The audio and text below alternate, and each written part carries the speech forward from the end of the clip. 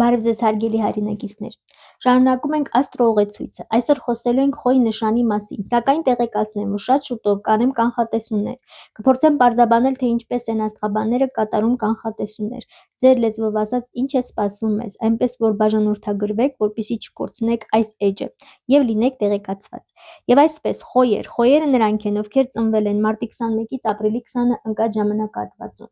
Սա արական նշան է, որը կառավարվում է Մարսի կողմից, տարերքը կրակ, մետաղը երկաթ, օրը երեքշաբթի, էներգետիկ թալիսմանները, մարտի 21-ից 31-ը հելիոտրոպ, ապրիլի 1-ից 10-ը ոսկե կվարց, ապրիլի 11-ից 20-ը տոպազ։ Մարսը կառավարում է մարդու մկանները, գլուխը, նյարդային համակարգը, նա կարող է առաջացնել գլխացավեր, բորբոքումներ, ինֆեկցիոն հիվանդություններ կամ սուր արձագանք լինի միջատների և սողունների խայթոցներից։ Կարևոր է հիշել, խոյեր են համարվում նրանք, ում արևն է այդ նշանում, նաև ովքեր ասցինդենտով են խոյ կամ լուսինը խոյում է, օրինակ ես ինքս ասցինդենտով խոյ եմ։ Խոյը ոչ միայն բացում է կենդանակերպի շրջանը, այլև մարմնավորում է կենսատու ուժի անաղարտ սկիզբը։ Լինելով կրակի տարերքի առաջին նշան, նա իր մեջ կրում է բնության ամենամեծ էներգիան։ Խոյերը սովորաբար երկար չեն մտածում, նրանք ընդունակ են բռնկվել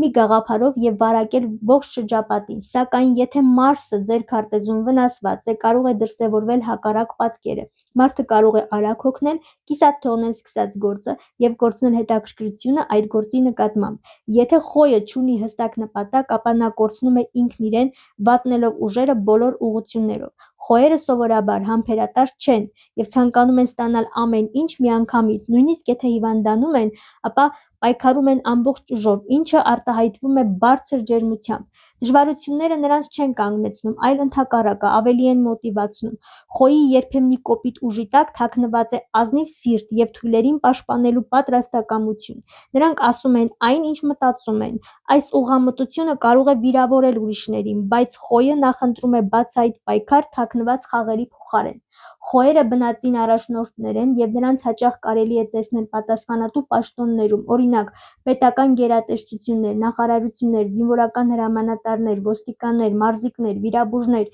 գիտահետազոտական լաբորատորիաների և բուհերի ղեկավարներ։ Սակայն եթե Մարսը քարտեզում ունի բացասական դիրք, մարդը կարող է դառնալ ագրեսիվ, անհանդուրժող կամ իր էներգիան ուղղի դեպի կործանարար ճանապարհները, օրինակ լինի ավազակ, գող և այլն։ Հարգելի խոյեր, իսկ դուք գիտեք, թե որ նշանում է գտնվում ձեր Մարսը և նկատել եք ձեր մեջ այդ կրակոտ ուժը, կարող եք գրել մեկնաբանություններում ձեր տարեթիվը, ամիսը, օրը։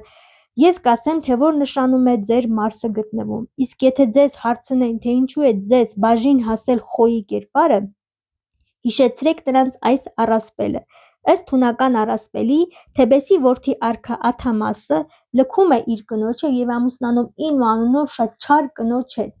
Ինոն ցանկանում է ազատվել Աթամասի երեխաներից, որպեսզի սեփական երեխաները ժառանգեն գահը։ Ինոն դիմում է խորամանկության, անում է այնպես, որ երկրում լինի սով և համոզում է արքային, որ պետք է աստվածներին զոհաբերի իր որդի Փրիքոսին։ Երբ երեխաները արդեն զոհասեղանի մոտ են, հանկարծ հայտնվում է մի հրաշք ոսկե բուրդ ունեցող խոյ, որին ուղարկել էր Հերմես աստվածը։ Երեխաները նստում են խոյի մեջքին և նա թռչում է օդ, փրկելով նրանց։ Ճանապարհին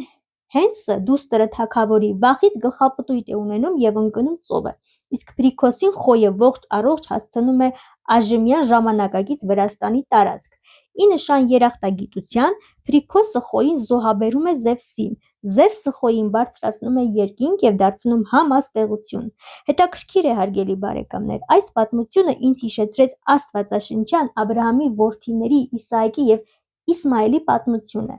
Ինչպես Փրիքոսի դեպքում մահը արդեն մոտ էր, այնպես էլ Իսահակի պատմության մեջ Աբրահամը արդեն բարձրացրել էր դանակը իր որդուն զոհաբերելու համար։ Առասպելի մեջ փրկեց խոյը, ում ուղարկել էր Հերմեսը, իսկ Աստվածաշնչում Աստծո հրեշտակը։ Երկու դեպքում էլ խոյը խորհրդանշում է մաքրություն և անմեղություն։ Նորի սկիզբ։ Իսահակի փրկությամբ շարունակվեց մի ողջ ժողովրդի պատմություն, իսկ աստղագիտության մեջ խոյով սկսվում է նոր կյանքի շրջափուլը։ Հետաքրքիր է, ինչու է աստվածաշնչյան պատմությունները այսքան նման աստղաբանության պատմության մոլորակների մասին։ Միգուցե նրա համար, որ նրանք չեն հակասում միմյանց, այլ լրացնում են մեկ-մեկու։ Իսկ դուք գիտեք, ինչ եք կարծում, հարգելի բարեկամներ։ Հաջորդիվ կպատմեմ ամենակարևոր աստղի արևի և իր կողմից կառավարվող առույց նշանի մասին: Կհանդիպենք: